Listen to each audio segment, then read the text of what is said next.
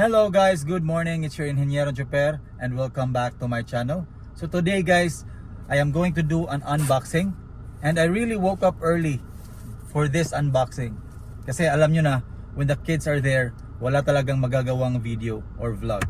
So here it is guys. I got this package yesterday and I can say that it is the most awaited packages today. Kasi the estimated time of delivery is supposed to be February 10. But thank God, it arrived early. Just I needed it kasi today I'm going to have a meeting. But anyways guys, let's do the unboxing for you to see what I am talking about, that this is the most awaited package of today.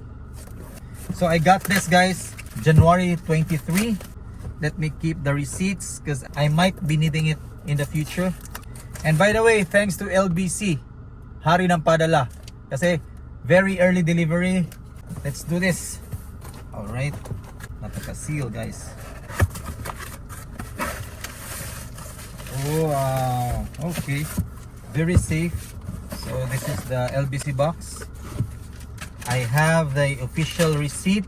So this is from Samsung Electronics Philippines Corporation. Wow! Thank you for your purchase. Ta-da! Wow! So I have the S25 Ultra. Yes guys. Alam ko sasabihin nyo naman na cellphone na naman. But anyways guys, I bought this to balance my work life. Because I'm gonna use this as my work phone. And this one, free lang to guys. Huwag kayong mag-alala. Wala akong ginastos on this. And I got this for a very nice deal or very good deal guys. Kasi maraming free or maraming vouchers na na-apply ko. First was the 500 pesos voucher na when you purchase the S25 series, yung 500 magiging 3,000. And then I did the pre-order survey sa Samsung and that earned me 5,000 pesos na voucher. And this one guys, this worth 16,000 something. I just used the promo code, the Galaxy S25 Live, para makakuha ako ng free. And lastly guys, this is utang or this is installment for two reasons. One is I'm going to use this for work, hindi siya personal. Number two is I got a 5% discount for paying it in installment. I just grabbed the opportunity na makasave or makadiscount ng 5% kasi nga papautangin kanila.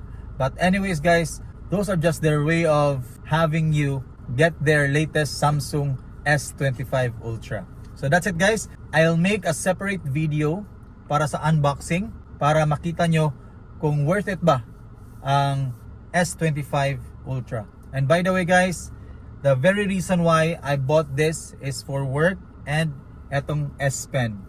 So I know you've heard a lot about S Pen but I don't care kasi I just need it for drafting sa cellphone or for taking notes. So that's it guys. I hope this will make me efficient sa trabaho because that's my purpose of purchasing this. And by the way guys, this is my first Android phone from Samsung. Ang tagal ko na talagang gustong magka Samsung na may pen or may S Pen. But every time I get to a point na bibili ako ng bagong phone, ewan ko ba, I always end up with an iPhone.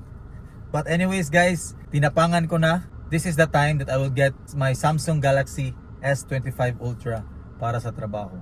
So that's it guys. Thank you for watching. I'll see you on my next vlog for the unboxing. God bless. Stay safe. Be safe.